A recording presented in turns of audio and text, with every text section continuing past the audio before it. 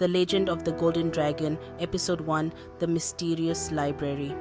It was a long, hot summer afternoon in the small town of Oakridge, the kind of day where the sun seemed to hang lazily in the sky and the hours stretched endlessly. For three best friends, Leo, Maya, and Finn, the day was shaping up to be as uneventful as the last few weeks. They were 12 years old, and although summer usually meant freedom, excitement, and adventure, this summer felt different. It was quiet, almost too quiet. Leo, the most adventurous of the group, lay sprawled in his backyard, staring up at the blue sky. His wild curls were a mess, and his clothes were dusty from his half-finished treehouse project. He sighed deeply, tossing a stick up and down in his hand. Maybe we could finish the treehouse today, Leo suggested, although without much enthusiasm. No thanks. Maya said from where she sat nearby, drawing in her sketchbook. She was Leo's neighbor and had known him since they were toddlers. Maya was the artistic one, with long dark hair she kept tucked behind her ears and a habit of biting her pencil when she concentrated. Today, her focus was on a magnificent dragon she was sketching, its wings outstretched as it soared across the page. I want to finish this drawing. Finn, the third member of the group, sat with his nose buried in a book under the shade of a tree. He was the brainy one, always reading about ancient myths, legends, and faraway lands. His short blonde hair and round glasses gave him a studious look, and today, as usual, he was absorbed in a book about magical creatures. Suddenly, Finn broke the silence, I read something interesting last night. his voice a little muffled behind the pages.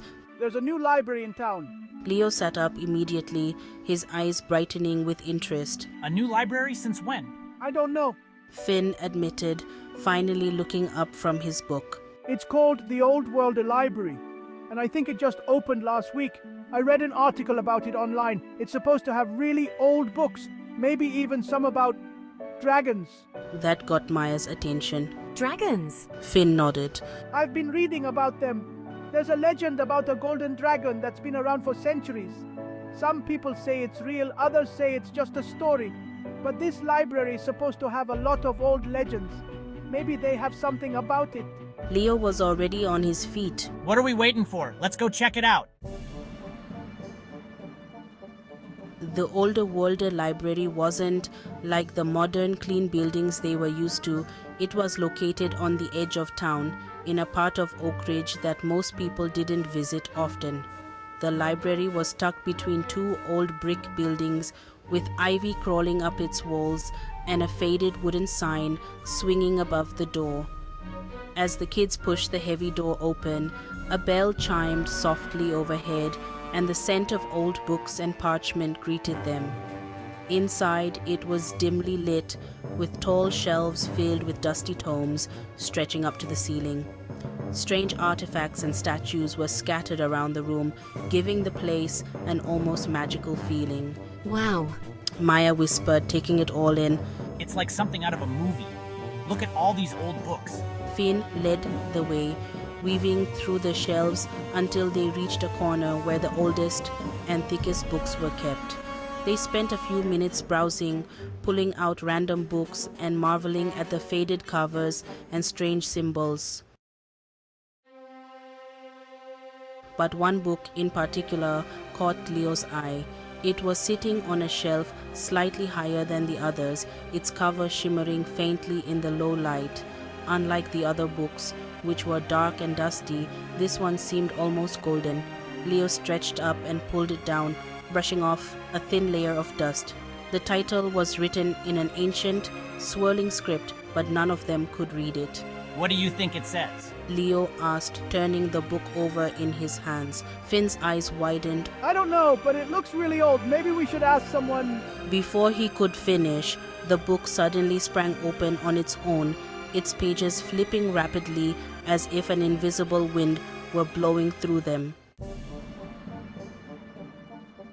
The kids jumped back in surprise, but the flipping pages slowed and a single piece of parchment slipped out and fluttered to the floor.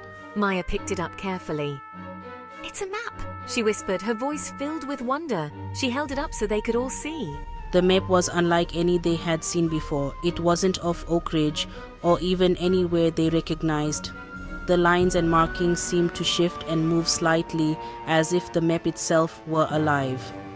In the center of the map, drawn in elegant detail, was a large mountain range labeled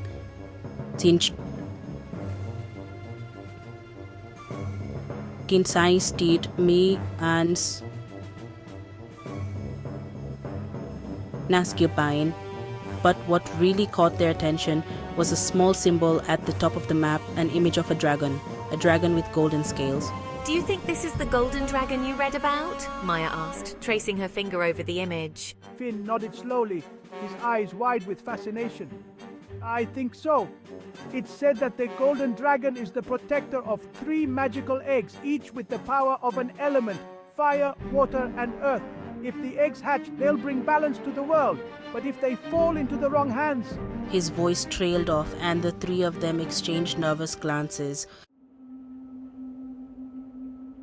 Ah, I see you found it. They spun around to see an old man standing behind the counter, watching them with a knowing smile. He was tall and thin, with a long white beard and twinkling eyes that seemed far too wise for a simple librarian. The map. It's been waiting a long time for someone to find it. What is it? Is it real? Oh, it's very real. That map leads to the Enchanted Mountains, home of the legendary Golden Dragon. But it is not a place for the faint of heart. Only those who are truly brave can follow the path.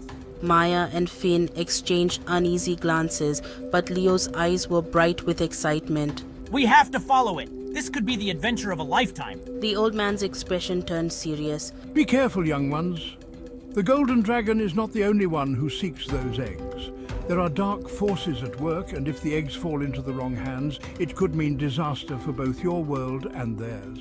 Leo's heart pounded with excitement and a bit of fear. This was more than he had ever imagined.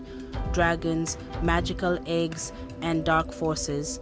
It sounded like something out of one of Finn's books. But this was real, and the map in Maya's hands was their ticket to something incredible. We'll be careful, right guys? Maya hesitated, biting her lip, but then she nodded. I guess we can at least see where it leads. Finn, although a bit more cautious, couldn't hide his curiosity. I mean, if it's real, we have to find out more. The old man smiled again, but this time there was something almost sad in his expression. Good luck then. You're going to need it. The next morning, the 3 friends met at their usual spot, a large oak tree in Leo's backyard. The map was spread out in front of them, and they were busy packing their backpacks with snacks, water, and flashlights. I don't know why we need flashlights in the middle of the day. Leo said, stuffing one into his bag anyway. Finn adjusted his glasses. You never know what we might find in the Enchanted Mountains. We have to be prepared for anything. Maya, sitting cross-legged with her sketchbook, was less enthusiastic. I still think this is crazy. What if that librarian was just messing with us? Then we'll come home with a fun story. But what if he wasn't messing with us? What if we really find the Golden Dragon? Maya didn't respond, but she had to admit the idea of meeting a dragon, even a legendary one, was tempting. They followed the map out of town, walking for hours through fields and forests until the landscape began to change. The trees grew taller and darker, the air cooler. It felt like they were walking into a different world entirely. Look! Leo shouted suddenly, pointing ahead. Through the trees, they could see the faint outline of mountains in the distance, mountains that shimmered with an otherworldly glow. The Enchanted Mountains. Finn whispered, his voice filled with awe.